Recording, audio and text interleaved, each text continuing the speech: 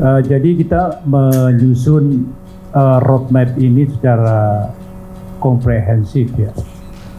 Artinya kan ada dua hal stream yang kita lakukan secara bersamaan. Yang pertama menyelesaikan current issues, dan yang kedua adalah menyusun fondasi penguatan industri perasuransian ke depan. Jadi kalau dari sisi current issues, termasuk perusahaan-perusahaan asuransi yang tidak sehat bagaimana, kami sudah mempunyai suatu pola penyelesaian terhadap yang bermasalah, ya, di mana di OJK sendiri itu membentuk suatu satker pengawasan khusus terhadap asuransi bermasalah. Ya, itu kita lakukan secara terpisah dengan pengawasan normal. Ya, nah tentunya ini yang sering sudah saya sampaikan, bagi perusahaan-perusahaan yang tidak sehat harus menyampaikan RPK, ya, rencana penyehatan keuangannya bagaimana. Ya, nah kalau mereka sudah menyampaikan RPK dan OJK menilai tidak keberatan terhadap RPK itu, ya kita monitor lebih lanjut. Ya, tetapi kalau mereka tidak bisa menyelesaikan penyehatan keuangannya, ya tentu saja OJK akan mengambil tindakan yang tegas sesuai dengan kewenangan OJK.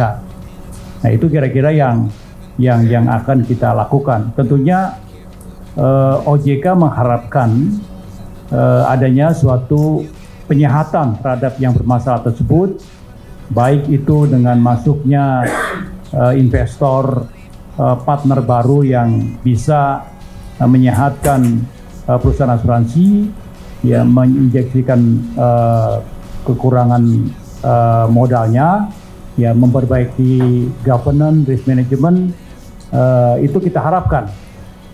Tetapi tentunya apabila tidak ada investor baru, tidak ada perbaikan terhadap governance, terhadap risiko perbaikan risk manajemennya, ya OJK terpaksa harus mengambil tindakan tegas.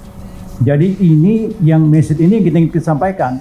Kalau dari para pemegang saham pengendali itu tidak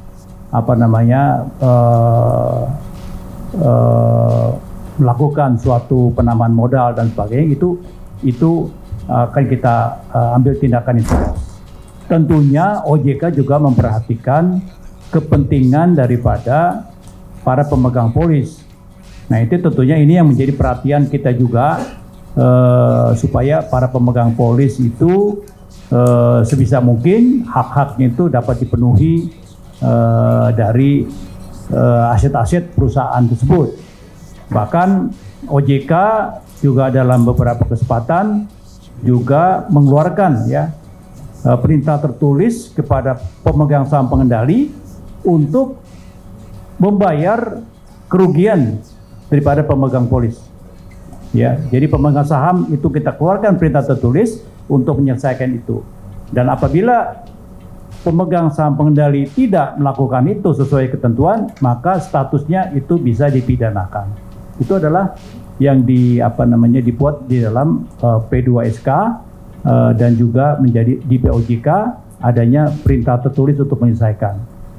Sampai nanti kita di P2SK memiliki program penjaminan polis yang melindungi dari pemegang polis yang perusahaan asuransinya itu terpaksa harus dilikuidasi atau dicabut izin usahanya. Upaya lainnya adalah bahwa seperti diketahui setiap perusahaan asuransi itu harus memiliki dana jaminan yang tentunya jumlahnya itu relatif kecil, ya, kurang lebih itu 20% dari modal di store, ya. Nah itu memang ditahan oleh OJK in case kalau itu terjadi likuidasi, maka itu bisa digunakan. Nah jumlahnya itu relatif bisa mencukupi dan bisa tidak mencukupi. Tapi kalau dalam praktek sekarang itu relatif dana jaminan itu relatif kecil ya dibandingkan dengan klaim perusahaan asuransi.